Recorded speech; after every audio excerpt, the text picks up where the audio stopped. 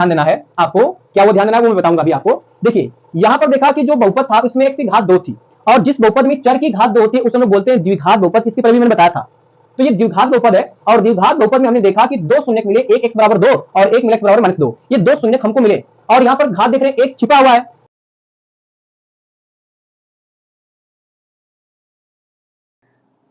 Hello साथियों, नमस्कार। मैं डीवीडी सर आप सभी लोगों का मैथ की दुनिया 01 में एक बार फिर से वेलकम करता हूं। आशा करता हूं सभी लोग साथी मस्त होंगे, जबरदस्त होंगे और जिंदाबाद होंगे, साथ ही साथ अपनी पढ़ाई भी अच्छे से कर रहे होंगे। तो प्यारे साथियों, हम लोग जो है बात कर रहे थे कक्षा 10 के गणित के चैप्टर नंबर 2, जिसका नाम था बहुपद, और इस बहुपद को हम कहते हैं इंग्लिश में पॉलिनोमियल। तो ये आपका चैप्टर नंबर 2 था, जिसके प्रश्नावली 2.1 पे हमने बात कर ली थी।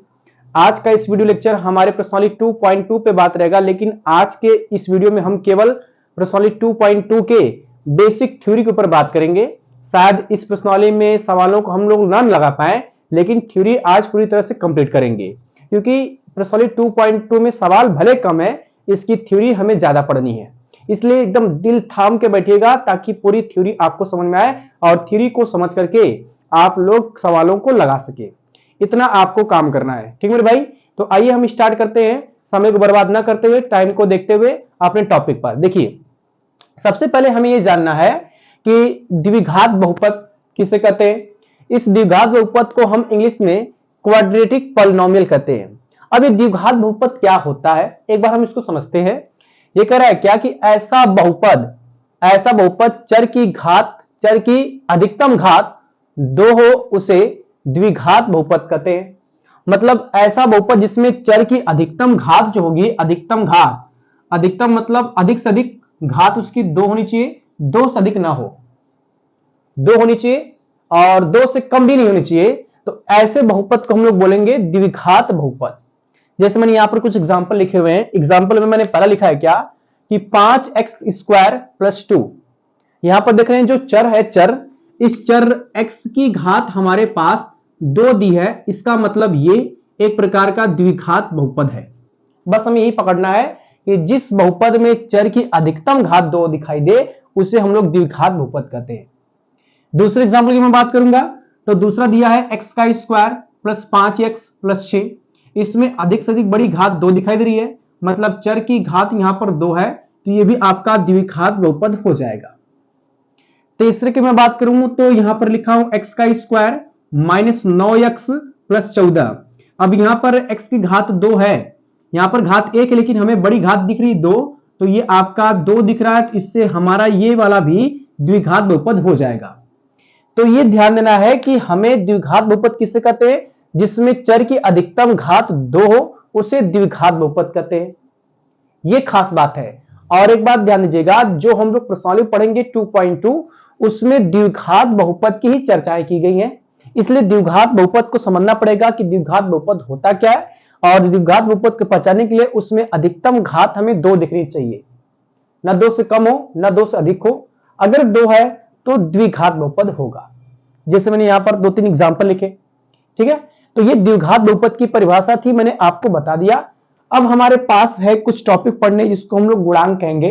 गुणांक समझते हैं, गुणांक होता क्या है। देखिए ध्यान से, जैसे अगर मैं ये कहूं कि हमने जो है 2 का गुणा अगर x में किया मेरे भाई, तो हमारे पास आया 2x आया, ये हमारे पास मिलेगा। मैंने 2 का गुणा जैसे x में किया तो हमारे पास 2x आया। अब ये देख रहे हैं कि x में किसका गुणा किया गया है, 2 का। तो हम इसे कहेंगे क्या कि जो एक 2 है, ये आपका बेटा 2 जो होगा आपका ये गुणांक है। 2 जो है आपका गुणांक है। किसका गुणांक मेरे भाई, तो आप कहेंगे x का गुणांक है, x का गुणांक है। मतलब ये कि जब भी किसी चर में किसी संख्या का गुणा कर देते हैं तो वह संख्या गुणांक बनती है, अर्थात जिस चर में होगा उस संख्या गुणा, उसी चर का हम लोग गुणांक कहेंगे। जैसे एक बात और समझो, मैंने कहा यहां पर आपके पास हो गया 5x², और मैं आपसे पूछूं जरा कि बताओ x² का गुणांक कितना होगा, तो आप ये कहेंगे कि सर x² गुणा 5 में किया गया है, तो x² का जो गुणांक होगा ये 5 निकल करके आएगा। ये हमारे पास है। गुणांक बहुत जरूरी है, ध्यान देना कि गुणांक हमारा क्या है। जैसे मैं बात करूं यहां पर एक्स स्क्वायर है, एक्स स्क्वायर में 5 गुणा किया गया है तो 5x स्क्वायर का गुणांक हो जाएगा। यहां पर एक्स स्क्वायर दिया, इसके आगे 1 छिपा है तो एक्स स्क्वायर गुणांक 1 हो जाएगा। यहां पर एक्स स्क्वायर है, एक्स स्क्वायर के आगे 1 छिपा है तो एक्स स्क्वायर गुणांक यहां पर 1 हो जाएगा। फिलहाल मैं इसकी बात कर दे रहा हूं यहां पर कि जो आपका एक्स स्क्वायर है, एक्स स्क्वायर, इस एक्स स्क्वायर का जो गुणांक यहां पर निकालेंगे, एक्स स्क्वायर का गुणांक, इस एक्स स्क्वायर का गुणांक हमारे पास आएगा 5। ये एक्स स्क्वायर का गुणांक हमें मिल जाएगा मेरे भाई 5 मिल जाएगा, ये गुणांक हो गया। उसके बाद अगर मैं बात करता हूं यहां पर, तो यहां पर हम लोग बात करेंगे तो ये आपका एक्स स्क्वायर का जो गुणांक दिखाई देगा, एक्स स्क्वायर का गुणांक दूसरे एग्जांपल में, तो एक्स स्क्वायर का गुणांक हमको दिख रहा है कि यहां पर 1 छिपा है तो एक्स स्क्वायर का गुणांक हमको मिल जाएगा 1। लेकिन इसी में देख रहे हैं क्या कि x भी है तो x का गुणा 5 में किया गया है, तो हम ये कह सकते हैं क्या कि इसमें नीचे लिख रहा हूं यहां पर क्या कि x का जो गुणांक होगा, x का गुणांक, इस x का गुणांक हमको मिल जाएगा मेरे भाई ये 5 मिल जाएगा। और जिसमें किसी चर का गुणा ना हो, जैसे 6 में, 2 में, 14 में, इसमें किसी चर का गुणा नहीं है, तो जिसमें किसी चर का गुणा ना हो उसे हम लोग अचर पद कहते हैं। और यहां पर जो अचर पद होगा एग्जाम्पल नंबर 2 का, वो हो जाएगा 6। ठीक ना। तो ऐसे ही आपको पकड़ना है कि गुणांक हम लोग कैसे निकालेंगे, ये ध्यान देना है आपको, गुणांक समझना है आपको। और गुणांक का यूज करके हम लोग थोड़ा जानेंगे कि द्विघात बहुपद का व्यापक रूप क्या होता है। देखिए, जो द्विघात बहुपद होता है उसका व्यापक रूप ध्यान दीजिएगा। तो प्यारे भाइयों, हम लोग ये जानेंगे कि द्विघात बहुपद का व्यापक रूप क्या होता है। पहले तो ये जान लें कि व्यापक रूप समझेंगे कि व्यापक रूप होता क्या है। व्यापक रूप वो रूप होता है जिसकी सहायता से हम किसी और समीकरण को या और बहुपद को बना सकते हैं, उसे हम लोग व्यापक रूप कहते हैं। जैसे मैं कह दूं कि जो द्विघात बहुपद है, इस द्विघात बहुपद का व्यापक रूप होता है ax का स्क्वायर प्लस में bx प्लस में c, इसे हम लोग कहते हैं द्विघात बहुपद का व्यापक रूप। अब इसकी सहायता से हम लोग बहुत सारे द्विघात बहुपद बना सकते हैं। कैसे, देखो ध्यान से, अगर मैं इस a के स्थान पर 2 लेता हूं तो आएगा 2x का स्क्वायर। a का मान मैंने 2 लिया, b का मान मैं मान लेता हूं 3 ले लेता हूं, c का मान मैंने 1 ले लिया। तो a b c का मान जब इसमें रखेंगे तो पहला आएगा 2x का स्क्वायर, फिर प्लस में b का मान 3 रखेंगे, ये आएगा 3x, c का मान रखेंगे 1, तो ये हो जाएगा प्लस में 1। तो ऐसे देख रहे हैं क्या कि इस व्यापक रूप की सहायता से मैंने एक बहुपद प्राप्त कर लिया। अगर हमें a b c का मान पता रहे तो ये जो देख रहे हैं ax square plus bx plus c एक प्रकार का व्यापक रूप है द्विघात बहुपद का। इसी रूप की सहायता से हम बहुत सारे द्विघात बहुपद बना सकते हैं, जैसे मैंने आपको यहां पर एक एग्जांपल के रूप में बता दिया। ठीक मेरे भाई, अब देखिए ध्यान जरा, यहां पर भी हम लोग गुणांक की बात कर सकते हैं। जैसे मैं बात करूं कि एक्स स्क्वायर का गुणा किसमें किया गया, a में, तो हम ये कहेंगे कि एक्स स्क्वायर का जो गुणांक होगा, एक्स स्क्वायर का गुणांक, तो एक्स स्क्वायर का गुणांक हमको मिल जाएगा, ये मिलेगा a मिलेगा। उसी प्रकार अगर मैं x की बात करूंगा तो x के गुणांक की बात करूंगा तो x का जो गुणांक होगा, x का गुणांक, और x का गुणांक मेरे भाई हो जाएगा b, जिसमें किसी गुणा ना हो उसे हम लोग बोलेंगे अचर पद। और यहां पर जो अचर पद दिख रहा है आपको, अचर पद, इसको हम लोग कहेंगे यहां पर c है। तो इस तरह से हमने क्या किया कि द्विघात बहुपद का व्यापक रूप देख लिया, ये व्यापक रूप है जहां पर a क्या है, b क्या है, c क्या है, वो हमने निकाल लिया। इतना काम अगर आप लोगों को समझ में आया होगा तो हम लोग वीडियो में आगे कंटिन्यू करेंगे, क्योंकि ये आपकी बिल्कुल बेसिक बातें थी। अब हम लोग जानेंगे कि जो हमारे सवाल में पूछेंगे टॉपिक्स, उसको हम लोग एक बार पढ़ते हैं। क्या है ये द्विघात बहुपद का व्यापक रूप, याद रखिएगा। गुणांक कैसे निकालेंगे, याद रखिएगा। द्विघात बहुपद होता किसे है, कहते किसे है, और उसमें कैसे गुणांक की हम लोग पहचान करेंगे, ये ध्यान देना है। ठीक है ना, ये चीज समझिएगा। अब इसको मिटा करके मेरे भाई हम लोग बढ़ते हैं कि द्विघात बहुपद का शून्य कैसे निकालेंगे या शून्य निकाला कैसे जाएगा। ठीक है ना, देखिए मैं इसको मिटा रहा हूं। तो प्यारे भाइयों, अभी हमने देखा कि जो है द्विघात बहुपद क्या होता है, गुणांक क्या होता है, और द्विघात बहुपद का व्यापक रूप क्या होता है। अब हम लोग जो है सबसे इंपॉर्टेंट हेडिंग पढ़ने वाले हैं, जो मैंने यहां पर लिखा है।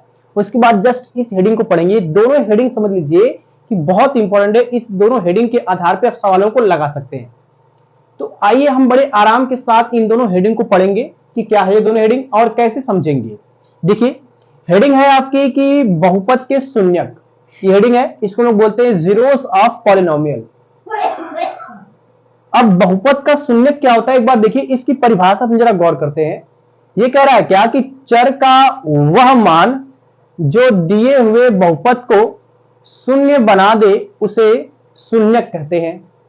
मतलब कोई बहुपद है, इस बहुपद में जो चर का मान निकलेगा, अगर वह चर का मान दिए हुए बहुपद को शून्य बना देगा तो वही चर का मान शून्य कहलाएगा। ये प्रॉपर बात है। तो जैसे मैंने यहां पर कोई बहुपद लिया है एक्स स्क्वायर माइनस 4 और इसका मैंने दो मान लिया है एक्स का, एक एक्स बराबर 2 है और एक आपका -2 है। अगर ये दोनों मान इस बहुपद में रखने पर बहुपद शून्य बन जाता है तो मैं कहूंगा कि ये दोनों मान इस बहुपद का शून्यक है। जो मान हमारे पास है वो मान रखने पर अगर बहुपद 0 बन जाता है, शून्य बन जाता है, तो वो मान जो है उस बहुपद का शून्यक कहलाएगा। ये बात कहना चाहता है। तो आइए हम लोग एक बार चेक करते हैं कि क्या ये दोनों मान इसमें रखने पर ये बहुपद शून्य बनता है कि नहीं बनता है। ठीक है, देखिए चेक करते हैं। पहले हम इसमें x बराबर 2 रखेंगे। लिखेंगे यहां पर क्या कि x बराबर लिखेंगे, जो मान हमारे पास रखेंगे, लिखेंगे यहां पर x बराबर 2 रखने पर, x बराबर 2 रखने पर, और रखेंगे तो क्या मिलेगा हमको, देखिए ध्यान से इधर रखेंगे तो ये आएगा, जहां पर x है वहां पर 2 रखेंगे तो हो जाएगा 2 का स्क्वायर माइनस में 4 बराबर 2 का स्क्वायर मेरे भाई 4 होता है, तो आएगा 4 माइनस 4, 4 से 4 कट जाएगा, आपका 0 आ गया, है ना। इसका मतलब पहला जो मान है इस बहुपद में रखने पर बहुपद 0 बन गया, तो ये पहला मान इस वाले बहुपद का शून्यक कहलाएगा। तो लिखेंगे यहां पर क्या, अतः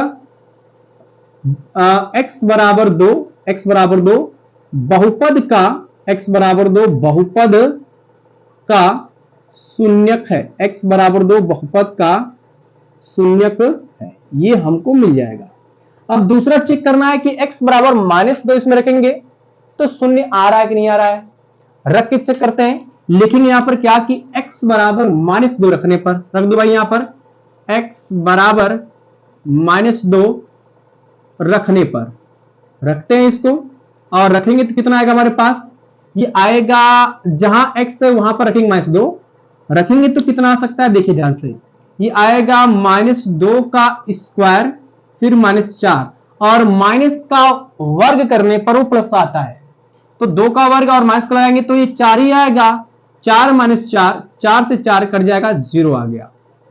इसका मतलब ये वाला मान भी इसमें रखने पर 0 आ रहा है, तो ये वाला मान भी इस बहुपद का शून्यक कहलाएगा।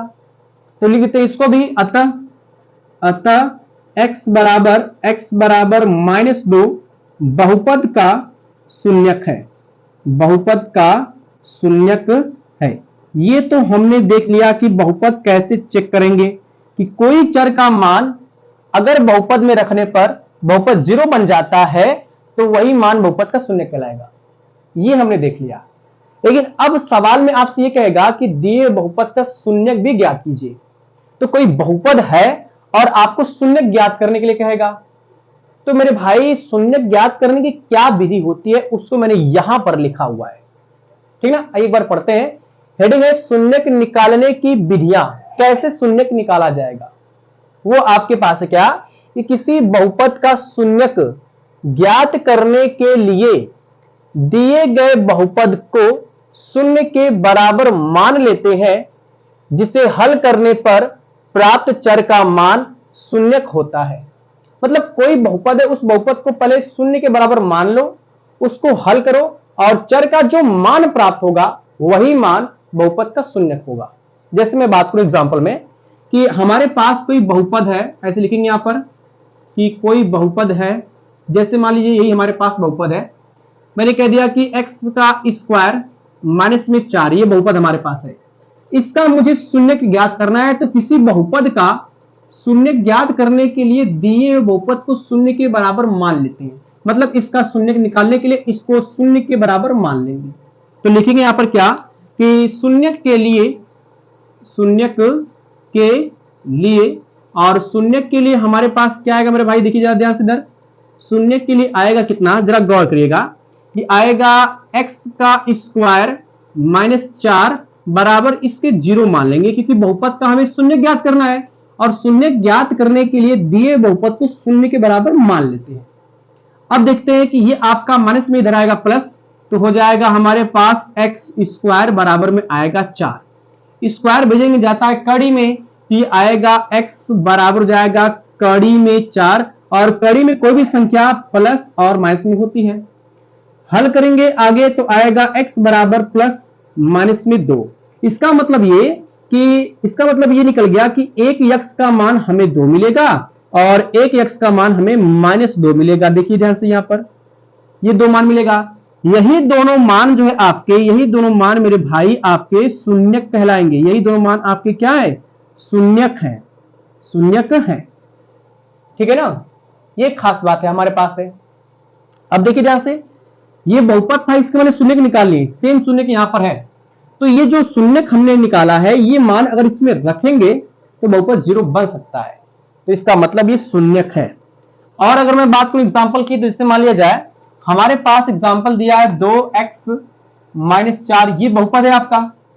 इसमें एक घात दी है, यहां पर 2 घात है, इसलिए इसके 2 मान मिले, यहां पर 1 मान मिलेगा। अभी समझ में आ जाएगा। अब इस बहुपद का शून्यक निकालना है, तो सबसे पहले बहुपद को शून्य के बराबर मान लेते हैं। 4 माइनस में इधर भेजेंगे प्लस जाएगा, तो आएगा 2x बराबर ये 4। x का मान निकालेंगे, 2 बटे में जाएगा, तो ये आएगा x बराबर 4 बटे में 2। काट देंगे तो x का मान हमें मिलेगा 2। अब ये जो मान निकला है x का, यही मान मेरे भाई, यही मान आपका जो है शून्यक होगा। इसी मान को हम लोग कहते हैं शून्यक। चलो ये शून्यक हो गया, ठीक है ना। अब एक चीज थोड़ा सा ध्यान देना है आपको, क्या वो ध्यान देना है वो मैं बताऊंगा अभी आपको। देखिए यहां पर देखा कि जो बहुपद था उसमें x की घात 2 थी, और जिस बहुपद में चर की घात 2 होती है उसे हम लोग बोलते हैं द्विघात बहुपद। इसके पहले भी मैंने बताया था। तो ये द्विघात बहुपद है, और द्विघात बहुपद में हमने देखा कि 2 शून्यक मिले, एक x बराबर 2 और एक मिला x बराबर -2। ये 2 शून्यक हमको मिले, और यहां पर घात देख रहे हैं एक छिपा हुआ है, तो इसके एक शून्यक मिले। तो प्रॉपर ये कहने का मतलब है कि जिस बहुपद की जितनी घात होती है उसके उतने ही शून्यक होते हैं। अर्थात ये तो मैं कह सकता हूं मेरे भाई क्या कि शून्यक या शून्यकों की संख्या ऐसे लिखा जाएगा, शून्यकों की संख्या, शून्यकों की संख्या जो होगी वो बेटा आपके बहुपद के घात के बराबर होगी। जितना बहुपद का घात होगा उतना ही शून्यक हमारे पास आएगा। ठीक है ना। तो ये ध्यान देना है कि शून्यकों की संख्या बहुपद की घात पर डिपेंड करती है। अगर किसी बहुपद की घात 2 है तो उसमें 2 शून्यक, 3 है तो 3 शून्यक, अगर बहुपद की घात 1 है तो 1 शून्यक हमको मिलने वाला है। ठीक है। तो ये शून्यक क्या होता है, कैसे शून्यक निकाला जाएगा, ये हमने प्रॉपर तरीके से देख लिया। ठीक ना। अभी कुछ और आर्टिकल्स बाकी हैं जिसको हमें देखना बाकी है, तो हम इस चीज को मिटा करके जो नए आर्टिकल्स हैं उसको एक बार देखते हैं। ठीक मेरे भाई। तो प्यारे भाइयों, हमने शून्यक क्या होता है ये देख लिया, और शून्यक कैसे निकालते हैं ये देख लिया। ठीक है ना। अब यहां पर मैंने एक खास करके नोट लिखा है। क्या नोट, तो वो नोट मैंने जो लिखा है एक बार पढ़ते हैं, उसके बाद ही क्लियर हो जाएगा कि मैंने क्या लिखा है नोट में। नोट में लिखा है क्या कि जिस बहुपद में चर की जितनी अधिक घात होती है उस बहुपद के उतने ही शून्यक होते हैं। जस्ट इसके पहले थोड़ा मैंने बताया भी था कि अगर हमें किसी बहुपद में शून्यकों की संख्या पता करनी है तो उस बहुपद में चर की अधिकतम घात दिखनी पड़ी, कितनी अधिकतम घात है। जितने अधिकतम चर की घात होगी उसके शून्यक उतने ही होंगे। दैट इज शून्यकों की संख्या बराबर बहुपद की घात, ये मिलेगा हमको।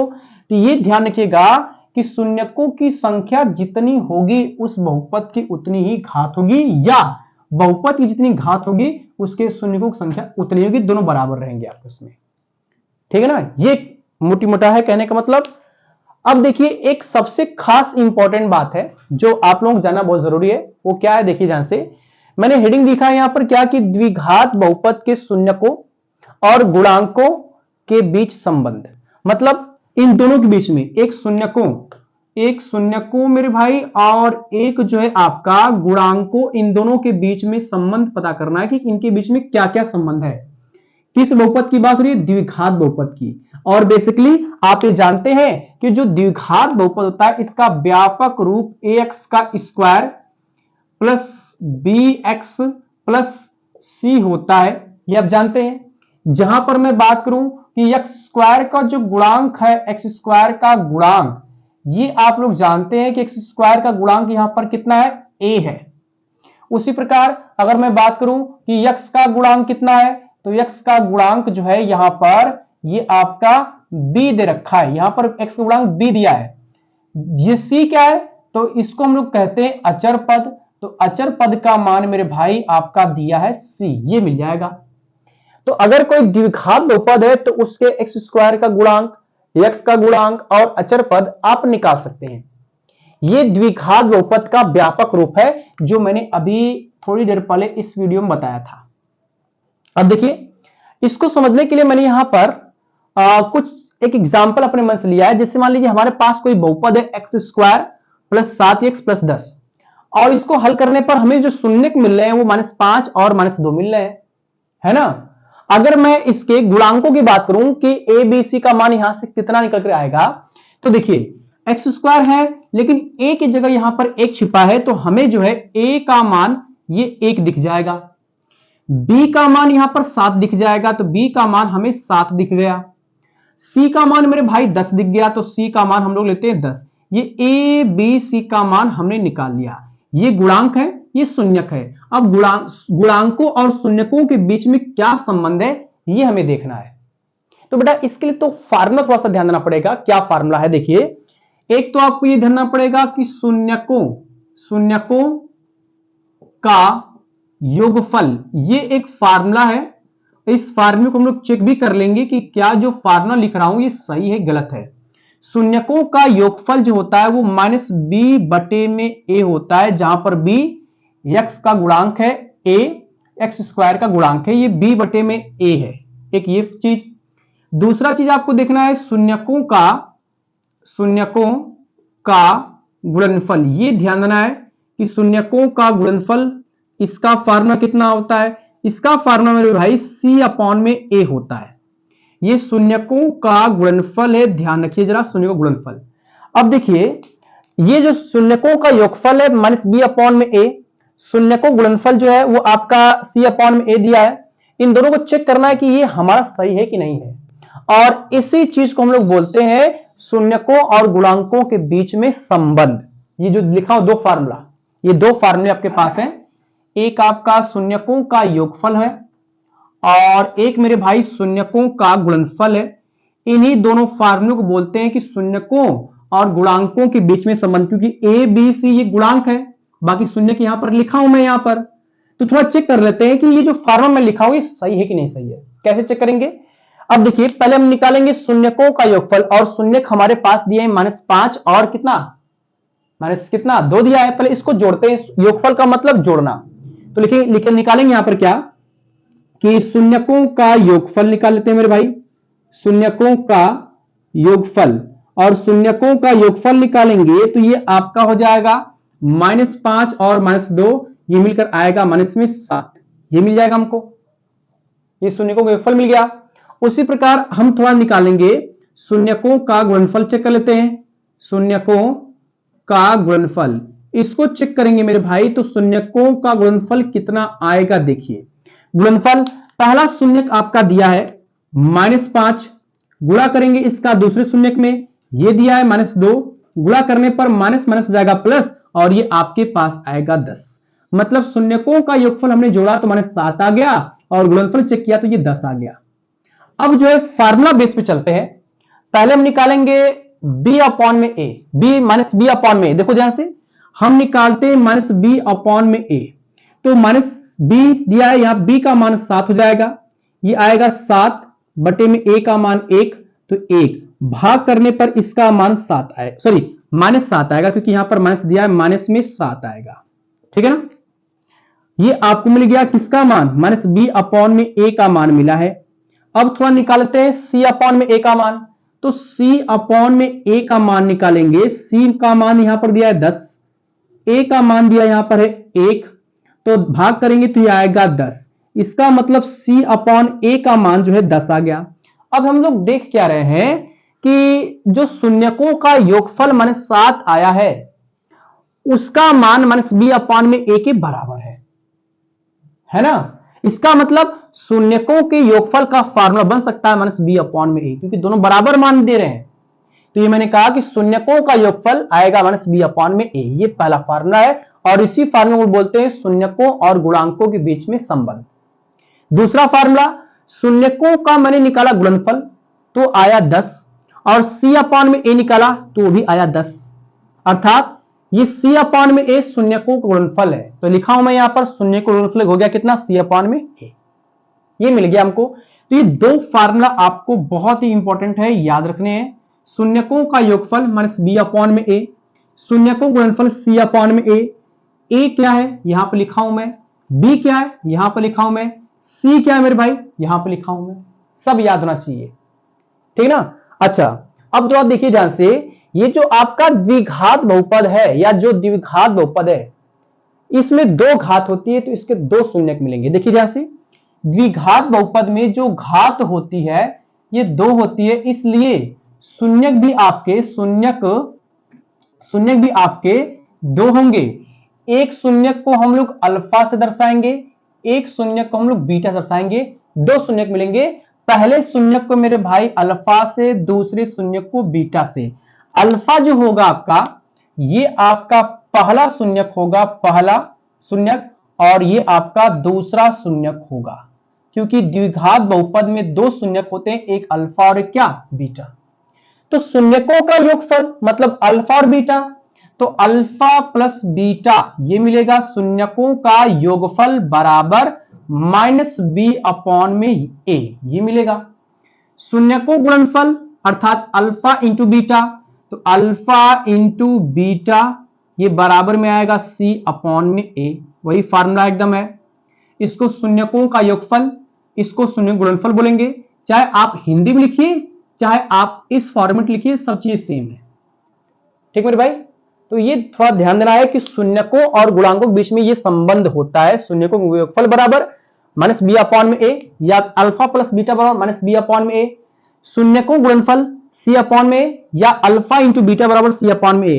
अल्फा बीटा क्या है मैंने बता दिया कि शून्यक होते हैं। किसके शून्यक होते हैं, द्विघात बहुपद के। क्यों, क्योंकि घात इसकी दो होती है, इसलिए दो शून्यक होते हैं, एक अल्फा एक क्या होता है, बीटा। इतनी चीजें आपको जाननी थी, तो ये क्लियर होगी। अब इसके बाद एक हेडिंग और बची है, उसको हम लोग जल्दी समझते हैं, फिर इसके बाद हम लोग बढ़ेंगे नेक्स्ट वीडियो में।